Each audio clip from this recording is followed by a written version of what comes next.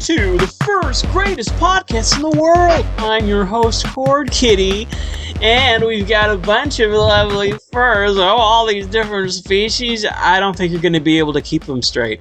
We got Alex the Wusky, Cryolu the Tiger, Jerry the Husky, Lav the Fox, Raven the Cat, Regee the Bunny, Psion the Bear, and I am Khord Kitty, and we have, well, let's just say we don't know who these people are. They might be just crazy animals from the zoo. The way you're going to be able to know who they are is by their description. All right, Psion, who are you? Tell us a bit about yourself. I'm a science fiction writer from northeastern Pennsylvania. I mostly work on science fiction, obviously a little fantasy, a little mix between the two. Most of my stuff's on Fur Affinity under, well, Psion. I'm currently working on editing a long-term project tentatively called Queen of the Pirates. It's a space opera thing. I'm currently cleaning it up and trying to get it ready to send to an editor. To a publisher. Sounds very spiffy.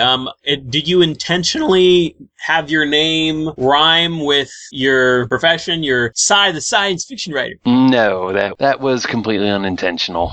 I like it. Regee! I am a musician, and right now I'm working on scoring a short film that takes place in Massachusetts. And other than that, I'm just a huge video game and music nerd. Hi. Is it Signs too? Possibly. Okay. Maybe more like a knockoff. No, I don't. All right, Nothing Raven, like give us your wonderful, sultry, fake British accent. Ha ha ha ha ha, thank you for it. Anyway, I am Raven, the Red Persian. I am a jewelry designer from Kentucky, and I'm glad to be a regular on the podcast. Yes, we love having you here. Holler! And also, you're a cat. We need more cats. There's just way too many bears. No offense, Psion. Lav the Fox. Foxy boy, what's up? Hello. Hello, my name's Lavender Fox. I am actually new to the job. I'm a computer programmer for medical health records and making sure that patients' information is easily accessible across multiple hospitals around the globe. Other than that, I am a little bit of a photographer and an illustrator, and that's about all I can say about myself right now. Now, let's say if I have Ebola and I come like right into your office just coughing and hacking and then flopping on your floor, what's the first thing that you do? I'd probably pick up a chair, smash a window, and run out of it. That's perfect. You're the right doctor for me. And I am Khord Kitty. I'm an actor. I also like to dance and fursuit. And you are going to see me, hopefully, at the upcoming FurryCon next week. Furpocalypse. Oh boy, it's in Connecticut. So anybody near Cromwell, come on and hang on by. Or if you're in, I don't know, if you live on the moon, take a rocket ship, because that's what they were made for. All right, Bojack Husky. I mean, Jerry the Husky. Sorry. So tell us about yourself, Peanut Butter. I mean, Jerry. I didn't say that. Oh my gosh. Yeah, thanks for comparing me to him. He's my favorite character. But anyway, I'm Jerry Husky. I run Anther Talent on YouTube. We just got a new song, so check us out. Just type Anther Talent in the search box. Well, what's the name of the song? It is called Bend. It is dubstep. Usually I don't add dubstep, but I'm desperate for content.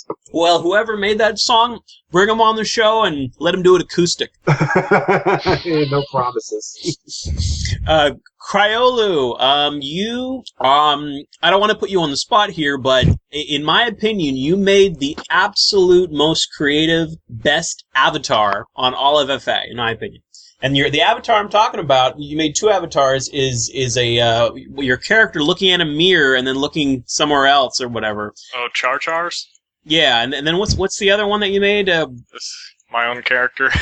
No, but you made another one for a friend, and I thought that was really creative. There was another one, person wanted it, but they never actually used it. That doesn't make any sense, because I swear I've seen two different FAs with your... Oh, whatever. But yeah, you make a really great avatar, so that's why I think I asked you a little while ago if you could make me an avatar. I love perspective first-person stuff. That's real creative, and I think there should be more stuff like that in the furry art around. I never actually made that, did I? Well, you said you were busy in the Navy or whatever. I don't know if that's confidential, but, you know, we have priorities. Protect the sea from terrorists, or my avatar in FA! For Ebola. Or video games. Terrorists with Ebola trying to attack us from the sea, and the only one that, in between them and us is a tiger. You get a cool helmet. Cool.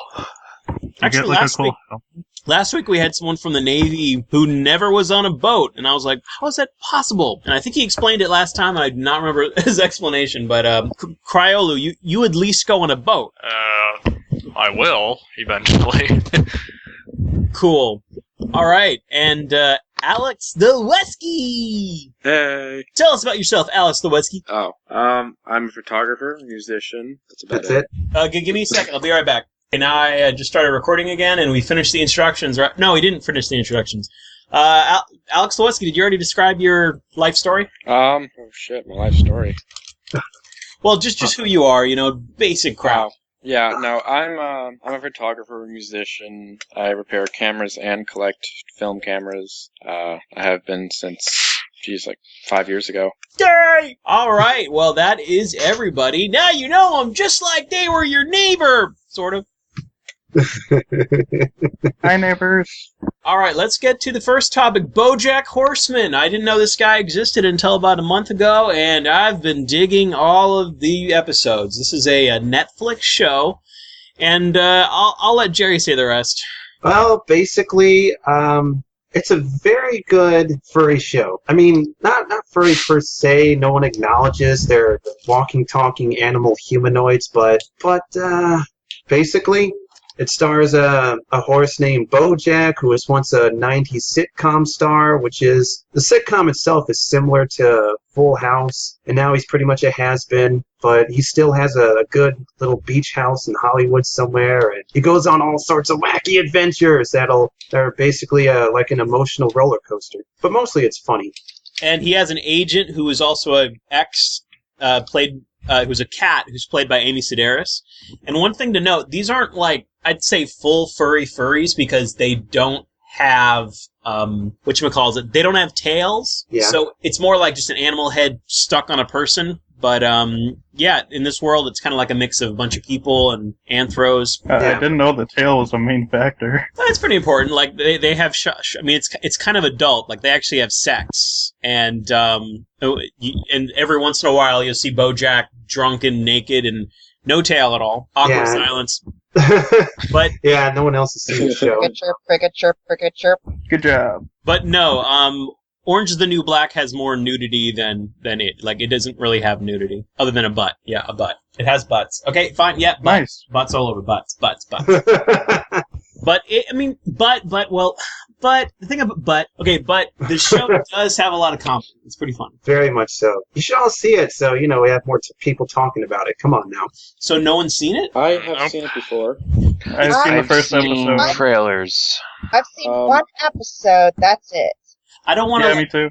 I don't want to force people to try and get a Netflix account just to see one freaking thing. Like, is there? It looked really good for the few episodes I saw, but for me, no, go ahead.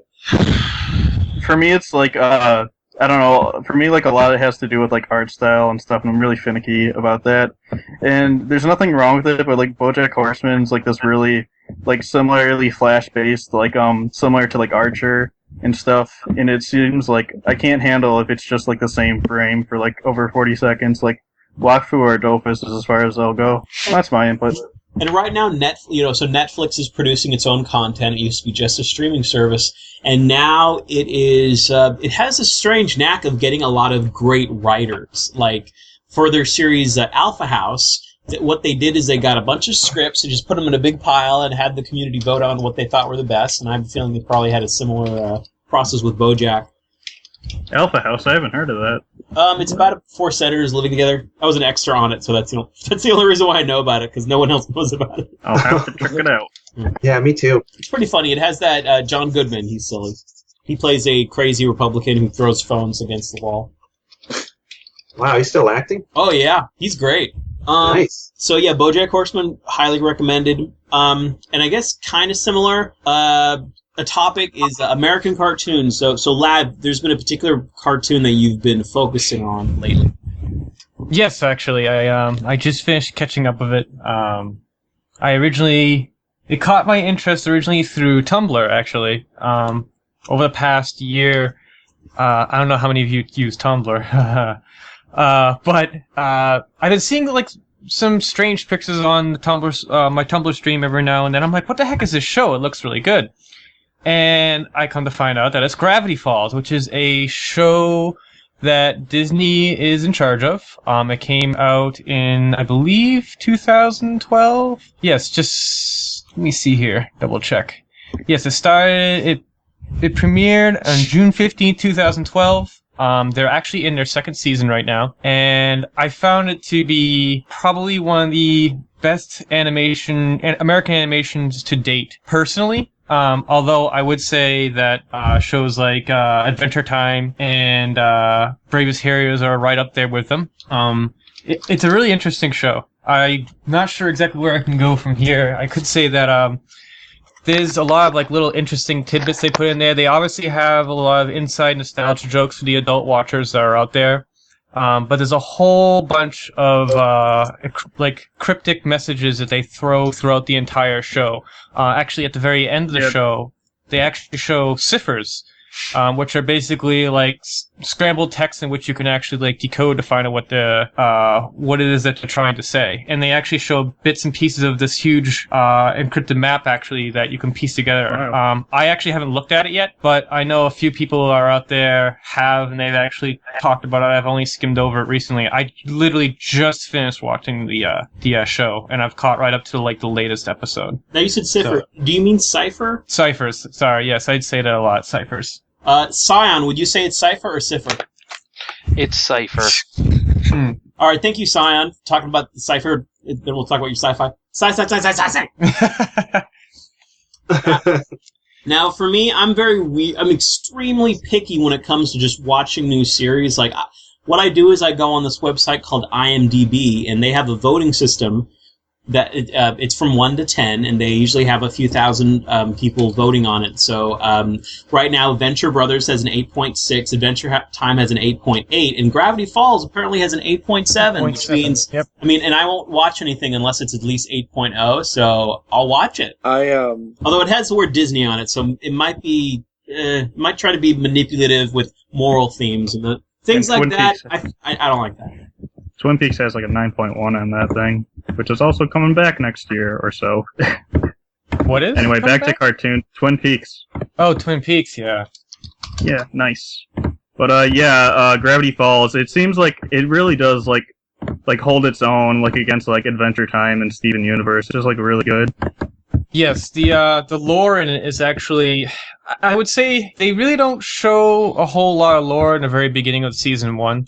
About halfway through, you start to get sucked in. It's more like they just did an introduction with all the main characters in the first half of season 1. You know, the two main characters being Dipper and Mabel, which is really funny too because these characters, the original way that they actually played them off was like just these innocent kids that they've just been thrown into this weird and wacky little town, kind of like Eureka from like sci-fi. And as time goes on, you start to realize that these kids are not like your average kids. They're like super, super intelligent. Like one commenter I read one time, it's like, did you realize that Dipper was able to like do pre-calc in his head, like in a matter of a couple seconds of figuring out like one of these ciphers? And like he actually showed a little clip of it, and sure enough, yes, he did. And I forgot all about that in the show. And then Mabel, she's actually very good with crafts. Like she goofs around and makes like little sweatshirts and whatnot. And like she always has a new sweatshirt. But the more the show goes on, the more she's actually creating more important things actually for the adventure to continue. So there's actually a really good level of like character development, and it just keeps growing and growing and growing as the season goes on. So that's what, for me, is pulled me in. Yeah, I don't think I've ever seen like that in like a Disney cartoon in recent memory. I think the last Tron cartoon that they had was the closest they've come. But yeah. Yeah, it seems like Disney's really like upped their game, or Alex Hirsch, who's the one who created it, I think he's really upped his game. I don't know Alex Hirsch, personally at least. Does anybody remember the American Dragon show before it made the art style switch? Yeah, to like more like static. American Dragon Jake Long? Yes. Yes. Like when the show first started. I loved the show when it first started because like I just thought the animation was like really, really good, and like it reminded me of like actual like I don't know. I feel like they don't make cartoons like that anymore. They don't. Sadly. They really No. don't. They do not.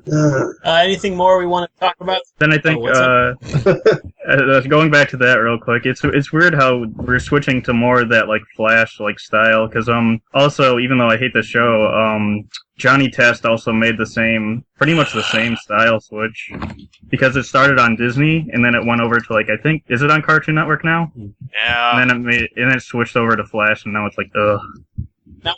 It's got whips every single second. Bad at animating that show. It is terrible. It is honestly There's just so the many worst show ever. times where they have the layers screwed up, and you can see that their necks are behind their shirt, like behind the collar of their shirt, Wait, aren't their necks supposed to be behind the collar of their shirt? behind the back of the collar. Oh, yeah, that's not good. That's fair. Well, what it comes down to is Flash is just cheaper.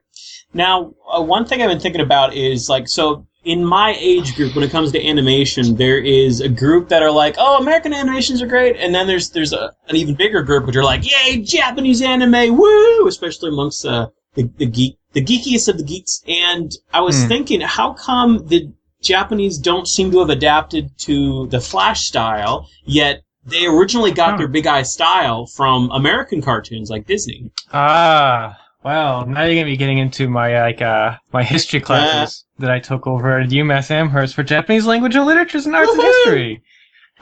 So the whole Big Eye thing came from like way back in the 50s and 60s, and since then it really hasn't changed. I think the main reason is probably the same problem. I wouldn't say problem. It's more of we see it as a problem. I don't know if you've heard, like, in the gamers world anyways, the problem with American RPGs and JRPGs.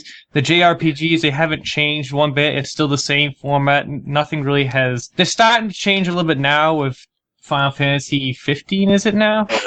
Yeah, okay. Well, we'll skip that for a second with 15 and put that off to the side. But at least with as far as like creationists, like artists and illustrators and directors and whatnot, like their mentality, at least from what I've gathered from the classes I've learned over at UMass, is that they stick with something.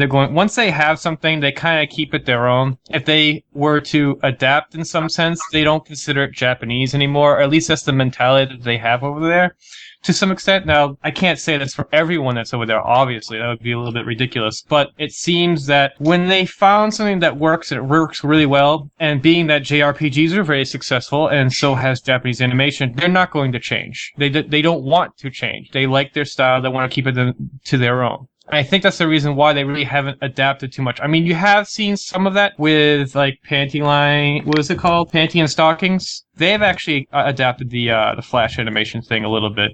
And I know, what's in their show? I'm trying to think off the top of my head. Ghost in the Shell has a little bit as well. But for the most part, they're going to stick with what's common. And the thing is there's so much material out there that we don't even know about that is pretty much underground as far as like fan base made stuff that it just sticks along with those lines. And it's the same thing.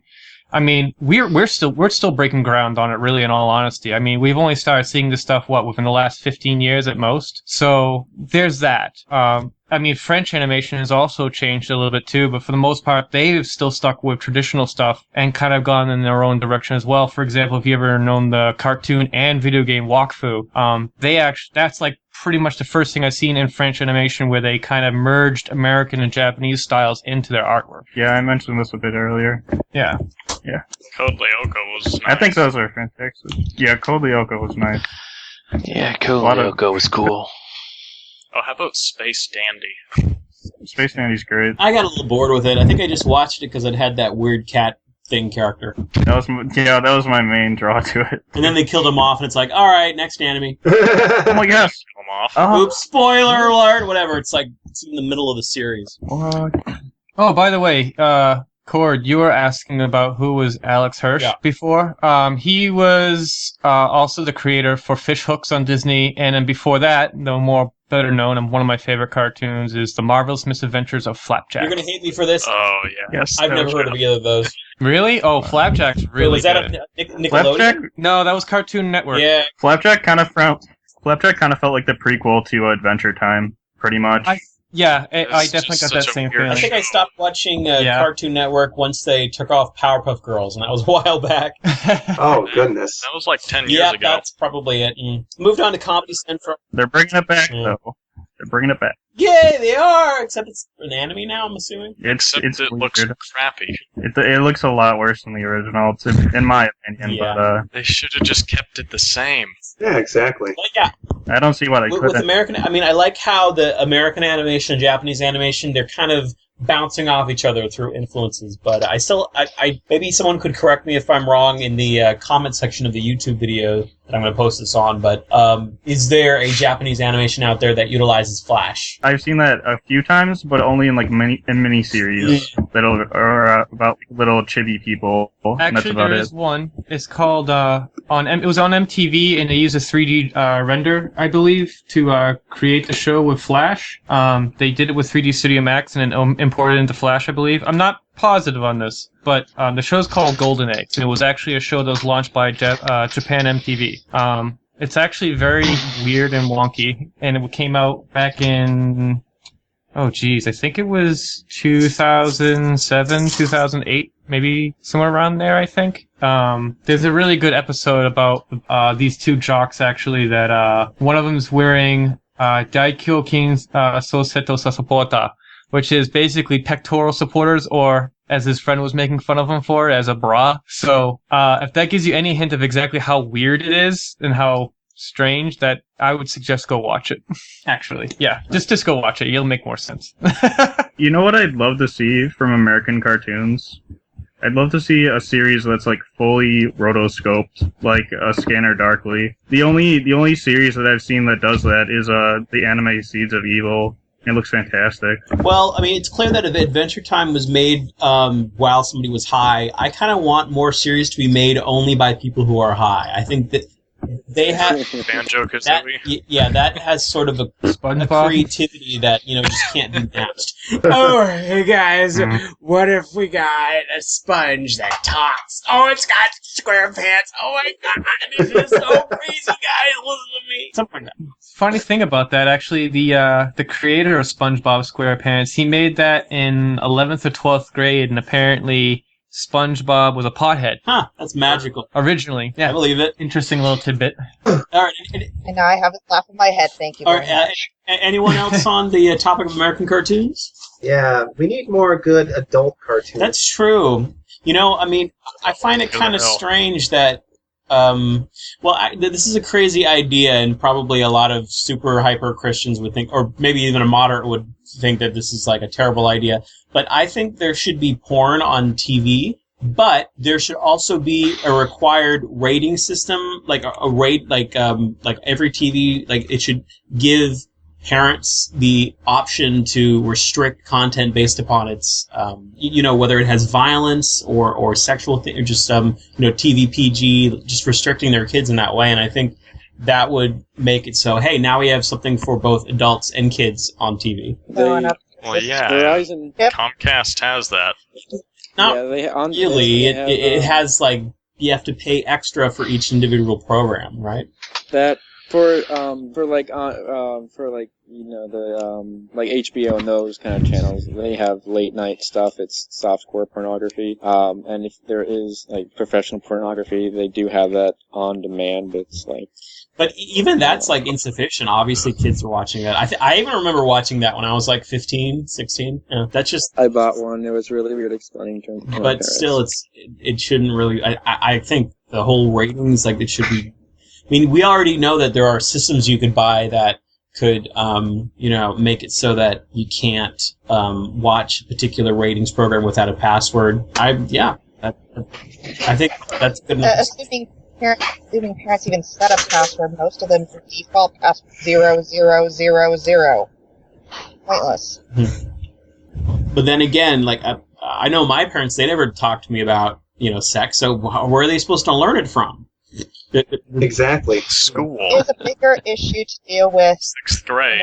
Custom can probably have. All right, I think we're getting really off topic. So let's move on to a topic which is somewhat similar. This is my topic. This is transformation in media. Now, there are lots of different sects of the furry fandom. No, not like sects, but SECTs. It's like Sections, yeah.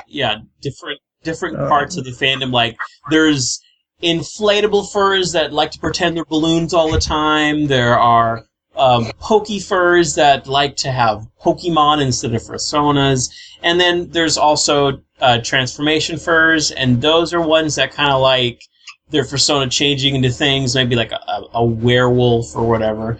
And that was sort of my drug, what do you call it? Gateway drug into the fandom. Like, I was sort of interested in transformation, and then I found transformation stuff on furry websites, so I'm still interested in it. So I just recently downloaded a few animations recently that have transformation as a theme. Ranma 1/2. There's one called Dogs and Scissors, and then I just marathoned through Nyankoi, which is about they're animes, so it's about a boy who he gets cursed, and then he has to do 1,000 favors he has to do 100 favors for some cats, or else he gets turned into a cat, and he's allergic to cats, so that would kill him. So interesting plots.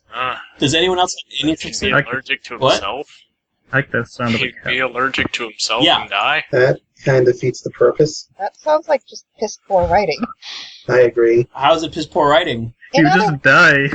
He just It die. just sounds really stupid. It'll end after He wouldn't one turn into a episode. cat. He'd just die.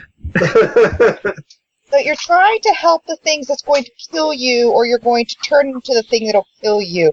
It's a lose-lose situation. I'm not sure how they would spin this, because I'm not so familiar with the medium, Well, but all he has to do is my brain is all like, he has to do is 100 favors, and then the curse will be reversed. Is that like 100 Deeds for Eddie McDowd? I don't know if it's similar. Actually, I haven't heard of that, but I guess it's like that, yeah. Sounds like it is. It's pretty new. I think it's like it was made 2 years ago. That's where my icon is. I have this icon with this angry-looking cat. And I was like, I like the animation style of it, but there we go. That reminds me of the first Jack and Daxter game. When Daxter if anybody remembers that game, way back. Yeah. Oh, What was the story there? Daxter was like originally like a human elf thing, and he turns into what do you call it? Like an it starts with like an O. It sounds like otter. It's like some type of otter thing. Yeah. I think it might be a fictional type of creature, probably. Yeah, it is. I'm trying to think of what's that anime where they have that little boy whose spirit then gets turned into a big iron monster who then hangs out with his brother. Wait, That's the Fullmetal Iron Alchemist. Alchemist? Yeah, Full Metal. Yeah. Oh, yeah, Full Metal. So Okay. one example of transformation is in there, and it's like the most depressing scene in anime, according to a lot of people. He didn't get transformed, really. They just whatever. He died, and then his brother wanted to save him, so he sacrificed his arm to bind his soul to a suit Oh of no, armor. I'm talking about the Chimera in the episode where this evil, crazy doctor combined his dog with his daughter, Yeah, his daughter and his dog. and then I think she died. Yeah, they get splattered. Good old depressing scenes. Woohoo! No, Adult anime, but there's no adult cartoons. And then there was Barry the Butcher, who repeatedly showed up through that series. I haven't seen the whole series. I've just saw like 2 episodes, but it's a really good one, right? Yeah, it's okay. I grew up with Sailor Moon and Pokemon. Hello, Sailor Moon. Yeah, Dragon Ball Z! I didn't get into Dragon Ball Z because I think what happened is I first started watching it during the Frieza thing, and then I stopped watching it during the Frieza thing. It was like, Yeah. The newer version of Thundercats was pretty good for the one season. That's not a Japanese anime, right? That's like an American anime, right? I mean, American animation. I still remember Dragon Ball Z, and I was following up to the Boo saga, and I was just talking about that in line on campus. And somehow, some way, because of a girl that watches a male-dominated show, and I'll be like, hey, want to go out for pizza later? I was like, yeah. Nice. All right, let's go on to the next topic. Since you all are so eager to talk about video games, the new Smash Bros. Me. Now, How about Destiny or What's Smash Bros? Some good. So I was watching. What I like to do is, and this is to me kind of like Twitter. I look on my Skype when people have their little status updates there, and then someone did a status update about the recent Smash Brothers tournament, like the first tournament, and they were having it take place around, I think, like Rockefeller. This was in New York City, and I was like, hey, I live here, but if I was to try to travel there, then by the time I get there, the match would be over. But wasn't last year supposed to be the last year they did melee tournaments? Like, is that game out of the that could be it, yeah. For the tournament? Because what they did that's sad. what they did this year was the new one, and it was, I think the final was Mario against this princessy sort of character who had this weird pillow, and the fighting pillow, that one won. And the guy who won, luckily he seemed like he had a few social skills, so that was very heartwarming. I love Villager. Villager's just hilarious. Like What's Villager?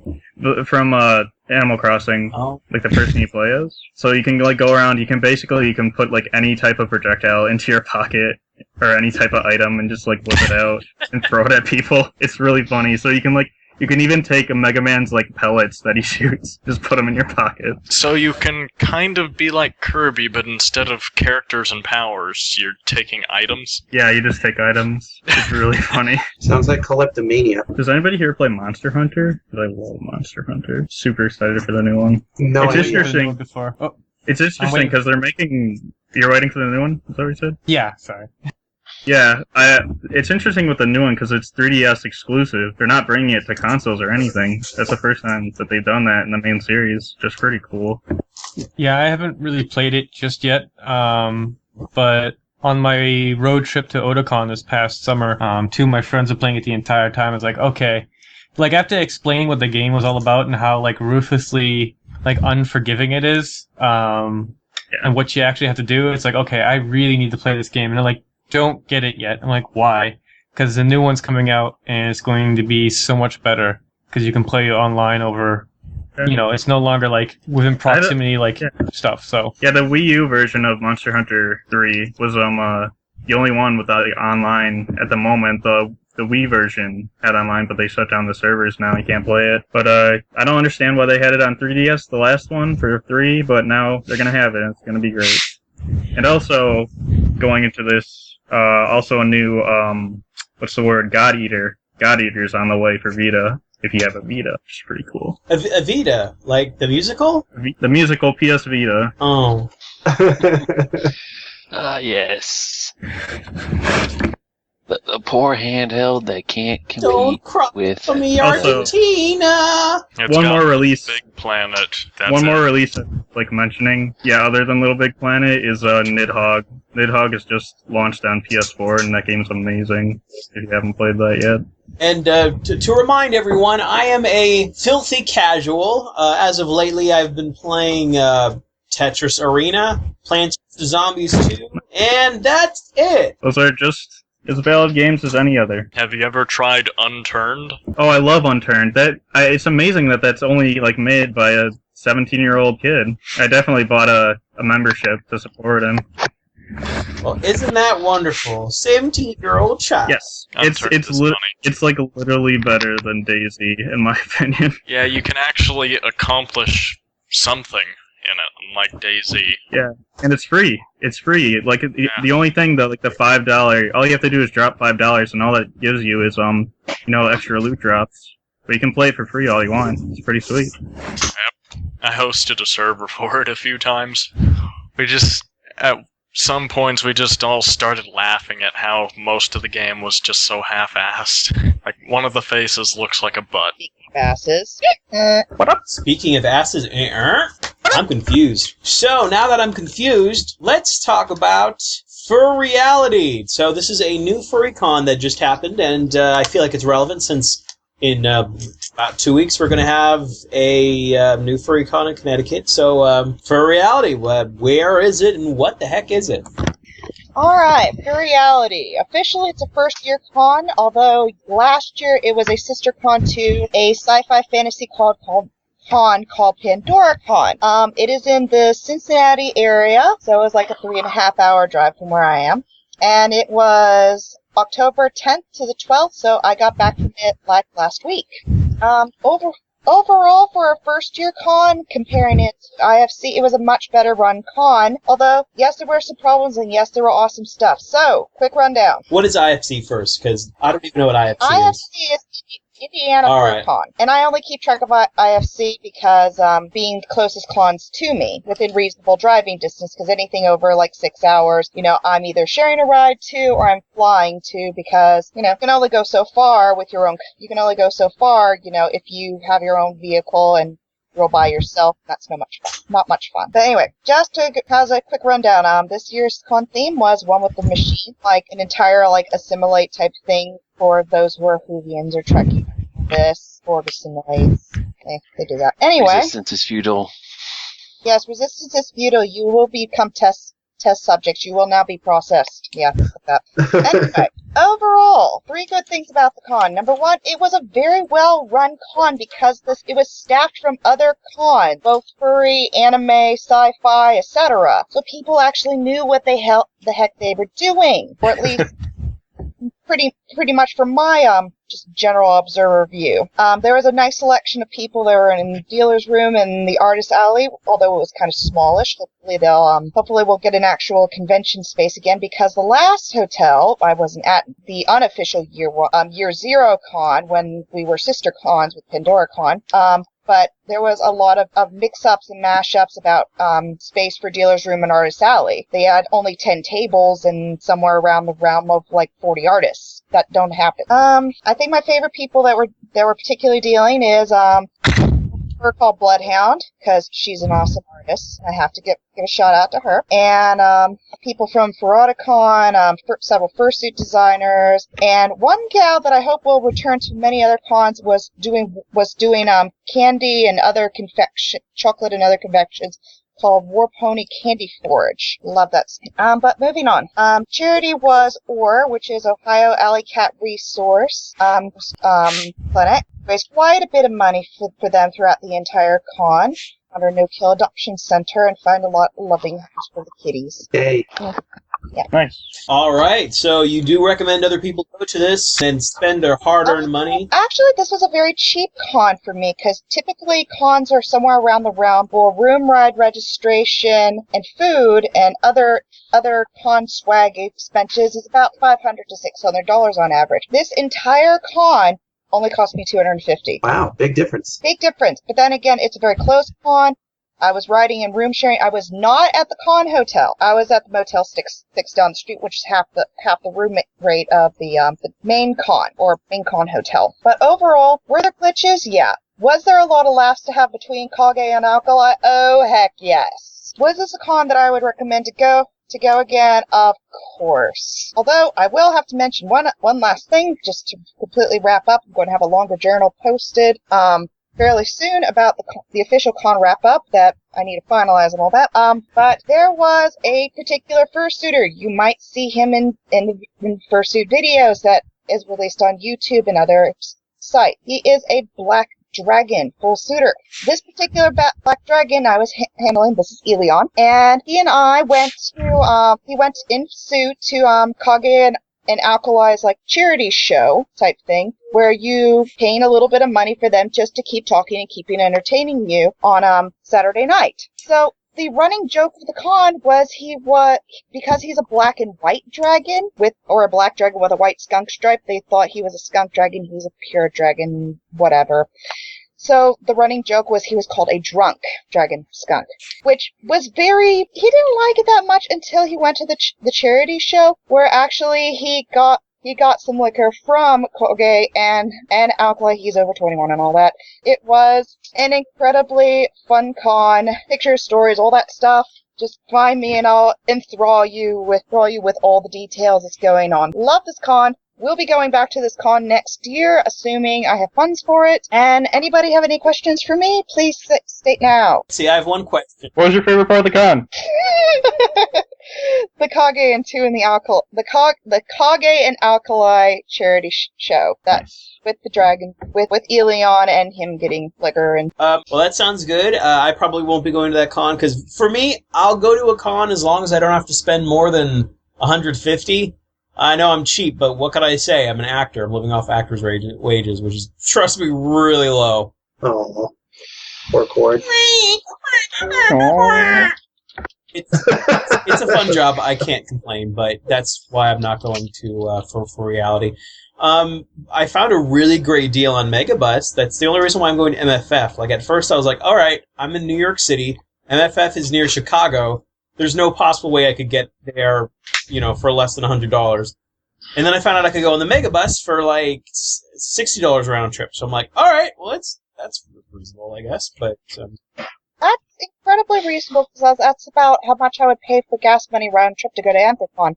And Anthrocon is about 13 hours away from me, not counting, weather conditions, traffic, or idiots on you the would road. agree that for reality, distance-wise from New York City is probably pretty big. I think it would probably be a lot further than that. Yep, you got it right, and I don't think Megabus goes there.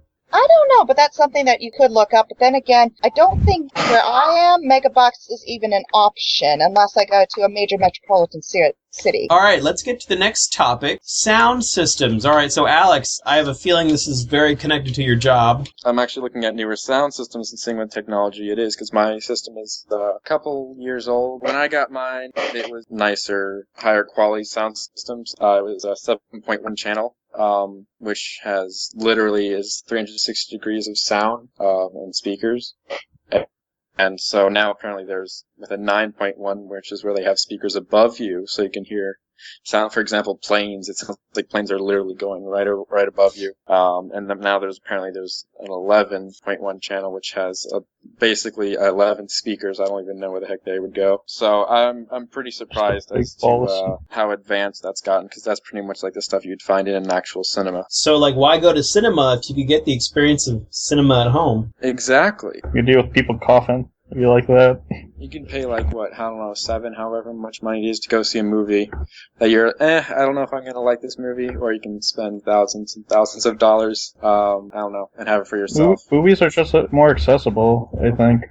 Yeah. But now they're more expensive, yeah. I was looking up the company Onkyo. That's the company I like a lot. They came out with their 11.2 channel, where if it's a 0.2, it means it has two subwoofers, which means there's the one on the left and the right. You want a big room because that's a little powerful. Theirs is about $2,400. So as you go up in the number of speakers and the higher sound surround, it definitely does get a bit pricey. So is there anything you can actually use all those speakers? Dolby has just came out with Atmos. It's named the same thing as something from Doctor Who. I don't know, but it's supposed to be their newest. It's their newest software, almost, it seems like, for home theater. Probably to go with 11, or I don't know, maybe if they're going to start going even higher channels for a home theater. Yeah, it's hard for me to say much about it because I've actually never had a surround sound system before. I love mine a lot, especially video games. They have 7.1, so you can have the speakers. You'll have the one that has speakers behind you. So when you're playing a horror game, or you're playing Call of Duty, or any kind of first-person shooter game, it actually is very nice if you don't want to have headphones on. So you can have like a bigger, if you're using a console, instead of having a monitor there with a nice headset, you can actually have, it feels more spacious, actually. So it's easier to hear footsteps coming from different directions, any sound you're going to be wanting to hear. Because I've listened to like very nice surround sound headphones, and I just personally like the actual system better. Now, to get this most advanced Doctor Who named sound system, how much you got to drop for that? How much dough you got to drop for that? Let's get to the numbers. Well, their new 11.2 channel that has Atmos in it. It's about $2,400 for the receiver. Can I borrow $2,400? That's not even the speakers. That's the actual receiver that all the speakers connect to. So all right. Speakers and subwoofers. All right. So basically, all the furs have to do is skip college, and then they'll be able to afford it. Yes. They have to go on the market, sell the right limb, and then they'll have a new surround system. It's like, I can't walk, but hey, this is some great sound. If you can see the picture I'm looking at of all the back of the receiver where it's got all these different plugins, you would probably poop your pants of how many wires. I'm just imagining in my head just like a picture of a Death Star. It looks like it's a big Death Star speakers. We're just gonna have so many speakers at one point. There's gonna be no exit to a room. You just put yourself into a box of speakers. Total immersion. Immersion. Total immersion. That could really blows my LED cat ear headphones that actually have speakers in the ears on top of your head away. Actually, on the subject of sound systems, there is a new, I think it was Patreon-funded furry headphones that have these little cat ears that also double as speakers. I'm assuming you've seen them. Yep, that's exactly what I'm talking about. I saw those. I think that's a great idea because it combines two different products into one. It combines the cat ears into just normal headphones, and you got something totally new. Yeah, Exactly. is that in like collaboration with like another sound company, or is it just like a self-funded thing? I believe it's one of those self-funded things, and they got like way more money than they needed, and well, thank goodness, because it looks awfully good. I can't say I would buy one now, but I would consider it. It's like one of those things, like if you're a closeted fur and you put some cat ears on, you gotta be able to say, all right, I'm okay if people are looking at me weird. That's fine. Hey, this is me. What's up?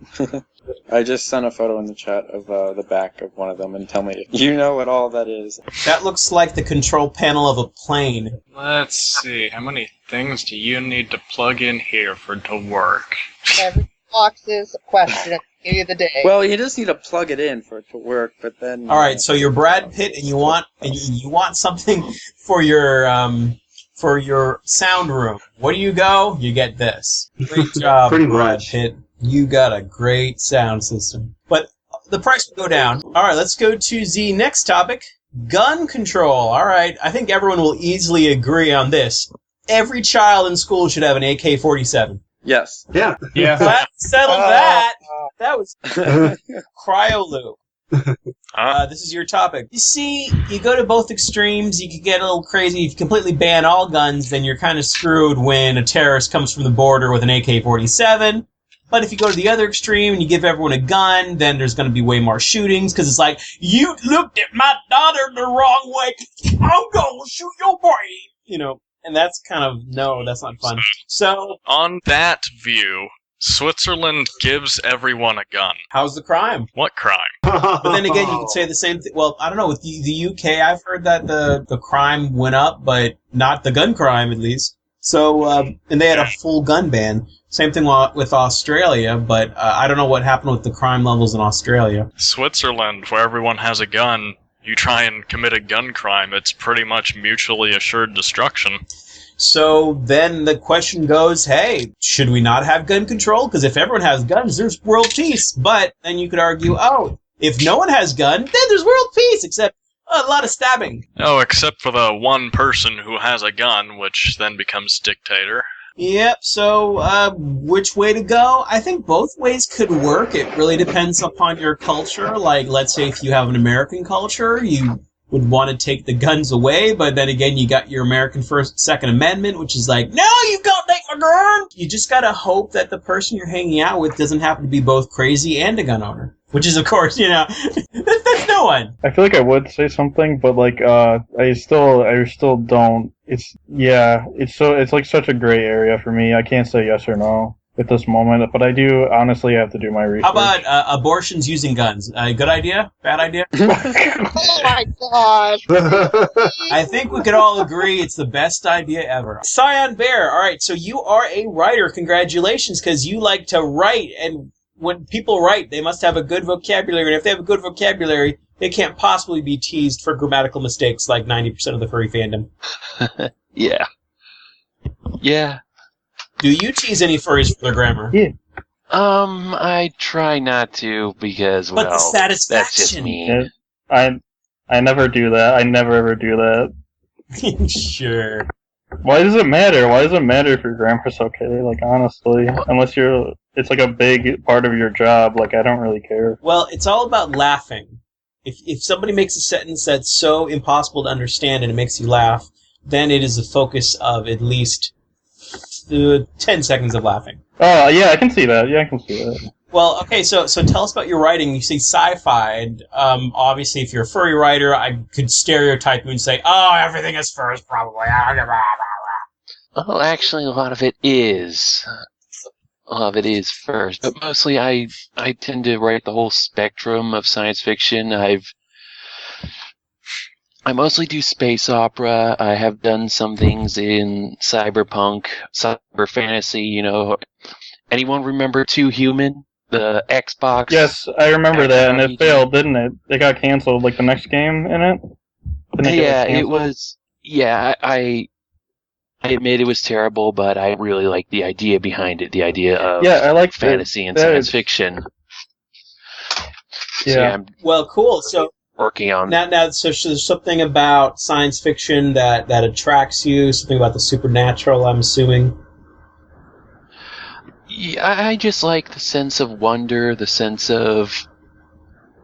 I guess it's kind of a sense of optimism in a way because you're looking at the things of tomorrow, and well, can tomorrow really be that bad? So, if you have that kind of sense of wonder, do you ever have that sense of wonder that Dragoneer was behind the DOS attack? What? I've never heard of Oh god. Oh god, that. This thing. Uh-oh, did I bring that up? My bad. Like someone may have been. It's the internet. Everyone has a conspiracy theory. That's all I'm saying. I was about to say, The internet itself is a conspiracy. but yeah, for me, when I was younger, I felt like I never really developed that part of my brain that visualized stuff. So I never got into writing much, but I could appreciate a good writer now because like the more films I watch, the more I'm like, you know what, how good this film is going to turn out is all in the writer's hands. Like they have full control over that. So the writers are super important. The Last Airbender. We won't talk about that. The writing was there. It's just that the producer was a failure. I don't know. Or the editor. Or someone in charge. Somebody not doing their job, but I think that's the most important job because whenever there's a bad movie around, I'm like, you know what? That's the first thing I pay attention to. Those are some awful ass lines that would never be said in real life, and I always blame the writer first. So if it's a good movie, you know that dialogue is memorable, and that's all because of the writer. It's not the actor's delivery always. It's the writer. That's my opinion. Yeah.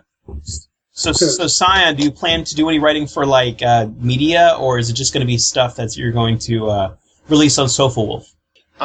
It's mostly going to be printed fiction, yes. So on stuff like Sofa Wolf. Most of the furs I know that when they put up writing stuff, they go to the formerly named Yifstar SoFurry, and that's where they put the writing. Is that the same with you? I actually have never been to SoFurry. So where do you release your writing? Mostly on Fur Affinity. I also have a presence on Weasel, though I haven't really done much with that. Not to embarrass you, but what is the content rating of this sci-fi? It varies. PG-13 on average. Mostly because we gotta get into some heavy stuff. And I'm probably going to get crucified for this on FA, but I actually find that kind of boring, the whole adult topics. Mostly because I find it's not real romance, it's just, I like you, let's go to my place. Now, one thing I don't notice in a lot of furry fiction or sci-fi is qualities of someone's persona being used as like an advantage in the plot. Like, for example, let's say if you have a bird furry and they could see really well from far away, and that could like affect the plot somehow. Like, do you have anything like that, or the cat characters that? I try, or canine sense of smell. Yeah, I try to keep that in mind, but that's a struggle with all writing or in this fandom. Like anytime you have a sci-fi monster, you could that always have a dog character make them slip over on their drool. Oh yeah, you could have that. Makes an interesting ending to interesting way to fight the alien isolation. Now, do you think of your plots like of your writing in a particular 3-act structure, or what was your thought behind that? Like when it comes to pre-planning the events that happen in your story. Well, I do outline. I occasionally outline. I didn't really used to all that much before, but now I do keep notebooks where I outline the general plot. Whether it has a particular structure, I don't know off the top of my head. I'll have to keep that in mind and get back to you on that. And do you have any inspirational words of wisdom for young writers that want to make it in the writing business? This sounds really cynical, but always have a day job. Well, it's true. Oh, gee, brutal. Yeah, it's Same true. thing with actors, pretty much. Yeah. All right, well, thank you so much for being the guest, and very interesting stuff. Good stuff. Yeah, thanks for having me. I'm sorry I couldn't stay longer. Life It's all happens. good. A few people listen to it. You'll get a few more watchers. So, yeah, watch the Bear. Yeah, well, thank you. Thank you, everyone, for participating. Please join again. We're going to be doing the next show. Gosh, I don't know when. I don't know if I want to do it during the furry con I'm going to be at, but we'll see what happens. It'll be released when it is. So yeah, if you're around Cromwell, Connecticut, go check out Furpocalypse and register at the door. It should be pretty fun. Unlike Fur Fright, there is no cap. So just flood in there like a tsunami of furs, and I'm sure it'll all work out in the end. Thanks everyone for joining again. Spaghetti! Yay! So have a good every day. Yay! Merry Christmas. Hooray. Thank you. And happy Independence Day too, and Valentine's. All right. Bye bye, guys. Bye. Bye. Auf Wiedersehen.